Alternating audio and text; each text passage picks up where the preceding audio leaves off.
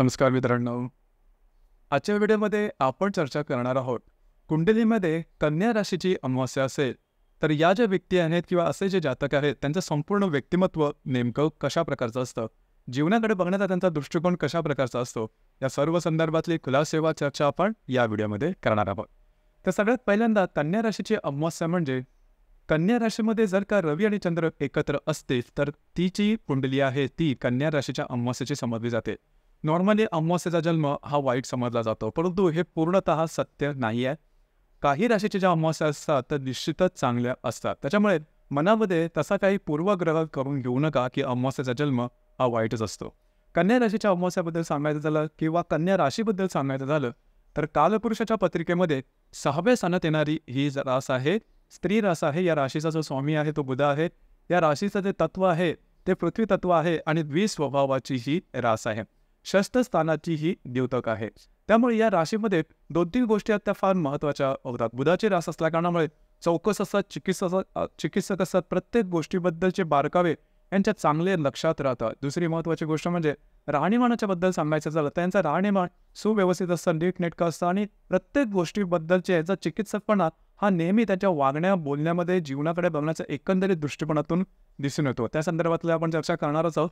तर फॅशनच्या बद्दल सांगायचं झालं तर चित्रा नक्षत्र जे आहे म्हणजे कन्या राशीमध्ये चित्रा नक्षत्राचे 2 शेवटचे चरण येतात. तर चित्रा जे नक्षत्र आहेत या नक्षत्रातली जे माणसं आहेत ते फॅशनेबल असतात, अर्थात त्यांचं सौंदर्यसुद्धा खूप चांगलं असतं, ट्रेंडिंग फॅशन यांना आवडते. मात्र हस्त नक्षत्राच्या ज्या व्यक्ती असतात त्यांच्यामध्ये ही गोष्ट तेवढीशी दिसत नाही. हस्त नक्षत्राच्या ज्या व्यक्ती असतात यांचं फॅशन स्टेटमेंट असतं ते नॉर्मल असतं, परंतु याला नीटनेटकं टापटीप सुव्यवस्थित स्वच्छ राहणं फार आवडतं. दुसरी महत्त्वाची गोष्ट म्हणजे हस्त नक्षत्राच्या ज्या व्यक्ती आहेत त्यांच्यामध्ये थोडासा हा गुण वेगळा दिसून येतो की थोडं त्यांना अंगमेहनतीची कामं आवडत नाहीत. एकत्रित सांगायचं झालं तर कन्या राशीच्या व्यक्ती असतात यांना अंगमेहनतीची कामं आवडत नाही, परंतु त्याचं जे बौद्धिक असतं ते खूप चांगलं असतं. आकलनशक्ती, ग्रहणशक्ती खूप चांगली असते आणि यांचं सगळ्यात मोठं अस्त्र असतं ते म्हणजे यांची वाणी.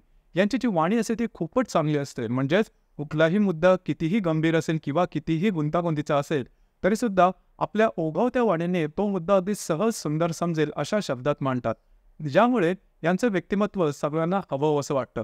तर इतकं असून सुद्धा कन्या राशीच्या अमावास्येचे माणसं आपल्या मनातलं सहसा सांगत नाही. याच्यामागे कारण हेच असतं की कन्या राशीची माणसं दुसऱ्यावरती विश्वास ठेवण्याआधी त्याला संपूर्णपणे जाणून घेतात की हा व्यक्ती कसा आहे, कशा प्रकारचा आहे आणि त्यानंतरच ते विश्वास ठेवतील, परंतु तो विश्वाससुद्धा संपूर्णपणे ठेवतील असं मात्र नाही.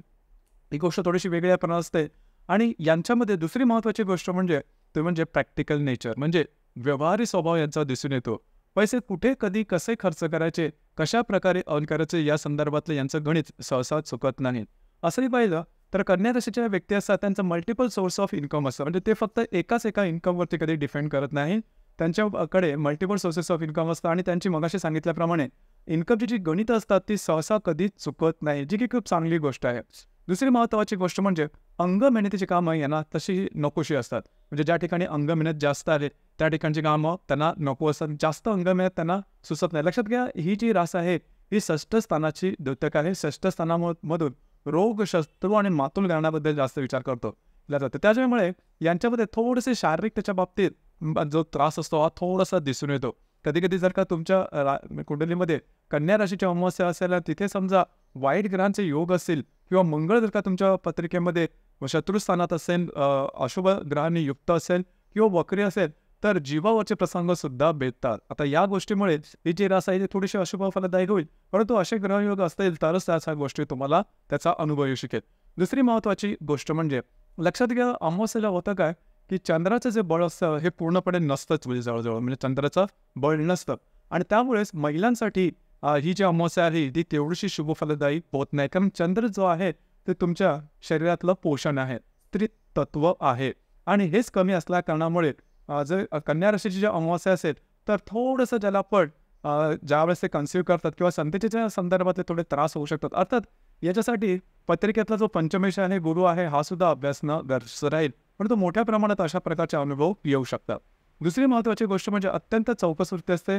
हे यांना चीट करणं जवळजवळ कठीण असतात, कारण प्रत्येक गोष्टीमध्ये छोट्या छोट्या गोष्टी या विचार करतात. दुसरी महत्त्वाची गोष्ट म्हणजे अगदी साधं जरी कुठे फिरायला जायचं म्हटलं तरी नीट व्यवस्थितपणे ज्या ठिकाणी जातील त्या ठिकाणचे व्यवस्थित सगळी माहिती गोळा करतील. म्हणजे बिनधास्तपणा, बेफिक्रीपणा हा जो प्रकार आहे तो कन्या राशीच्या अमावास्येमध्ये सहसा दिसून येत नाही. शाळा कॉलेजाचे जे शिक्षण असतात त्यामध्ये सुद्धा ही जी रास ही अतिशय व्यवस्थित पुढे जाते. भाषा विषयाचा खूप चांगला असतो. ज्या ठिकाणी बोलणं आहे, ज्या ठिकाणी दुसऱ्याला कन्व्हिन्स करणं आहे, मार्केटिंगची जी फील्ड आहेत किंवा एज्युकेशनशी संबंधित आहेत किंवा फायनान्सशी संबंधित आहेत किंवा ज्या ठिकाणी कमिशनचे व्यवहार चालतात, अशा सर्व जी क्षेत्र आहेत त्यामध्ये ही जी रास आहे किंवा या राशीतली जी अमावास्या आहे ती अगदी एक्झेल करते किंवा पुढे जाते. आर्थिक संदर्भामध्ये सुद्धा यांना फारसे तसे त्रास येत नाही, कारण बौद्धिक यांचं खूपच चांगलं असतं. एकंदरीत सांगायचं झालं तर या राशीच्या संदर्भामध्ये त्यांनी जर स्वतःच्या फिटनेसकडे लक्ष दिलं तर फिटनेस थोडं महत्त्वाचं आहे. या राशीतल्या अमावास्येसाठी फिटनेसकडे लक्ष दिलं आणि त्यांची जी डिसिजन पॉवर आहे ती जरा व्यवस्थित आणि हाताळली चांगल्या प्रकारे आणि कॉन्फिडन्स जर का स्वतःमध्ये निर्माण केला तर अर्थातच ही रास जीवनामध्ये फार मोठ्या प्रमाणात पुढे जाऊ शकेल. या राशीत मगाशी सांगितल्याप्रमाणे 3 नक्षत्र येतात: उत्तरा, त्याच्यानंतर हस्त आणि चित्रा. सगळ्यात महत्त्वाचं म्हणजे ज्या राशीचे जे बरेचसे गुणधर्म आहेत ते तुम्हाला हस्त नक्षत्रामध्ये जास्त प्रमाणात दिसून येतील. उत्तरा नक्षत्र आहे ते ॲक्टिव्ह असतं आणि चित्रा नक्षत्र अतिशय सुंदर असतं आणि यांचे जे बौद्धिक असतं हे चांगलंच असतं. थोडीशी याची वाणी जी आहे ती तिखट होऊ शकते, परंतु एकंदरीत सांगायचं झालं तर कन्या राशीची जी माणसं आहेत त्यांना तुम्ही व्यवस्थितपणे समजून घेतलं. म्हणजे कन्या राशीला अमावास्या लक्षात घ्या, अमावास्या ज्यावेळेस एखाद्या राशीमध्ये येते त्यावेळेस रवी आणि चंद्र दोघांचेही जे गुण असतात ते संपूर्णपणे त्या राशीच्या व्यक्तीमध्ये दिसून येतात. म्हणजे कन्या राशीच्या अमावास्या असेल तर कन्या राशीचे सर्व काही गुणधर्म चांगले वाईट जे काय असतील ते या राशीमध्ये दिसून येतात. आपलं या संदर्भातलं मत काय आहे नक्की कळवा. धन्यवाद.